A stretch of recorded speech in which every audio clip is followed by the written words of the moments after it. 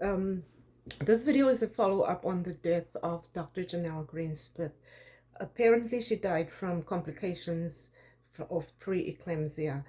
She was taken for an emergency, a C-section, and her abdominal wound ruptured later on, which, as nurses, we know is opens the door to infection and all sorts of other complications. Um, I have very little education about that, but in the last few years being an ICU nurse, they have started incorporating the treatment of patients that suffer from pre-eclampsia and would end up in the intensive care. And we know that the most dangerous period for a woman is in the post-operative period, in the perinatal to postnatal period, because of the likelihood of developing preeclampsia and all sorts of things.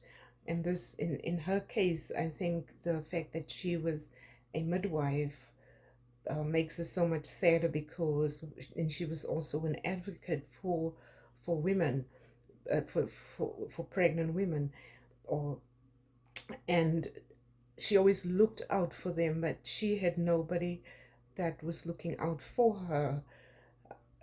I mean, I'm sitting here at 2020, um, with 2020, I hindsight, but I remember the classes that I took, and it was incorporated in the ICU, was dealing with the medications, or the replacement of medication, and the giving of magnesium and things to help with seizures and all sorts of things.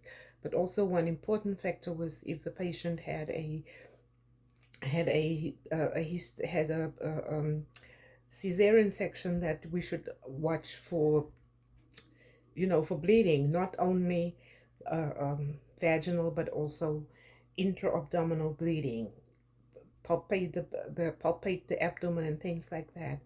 So somebody somewhere, in my opinion, dropped the ball, um, and it's very, very sad that this has had this happen to her. And I just once again want to convey my deepest sympathy to her family, her husband and her daughter, as well as her mom and everybody else.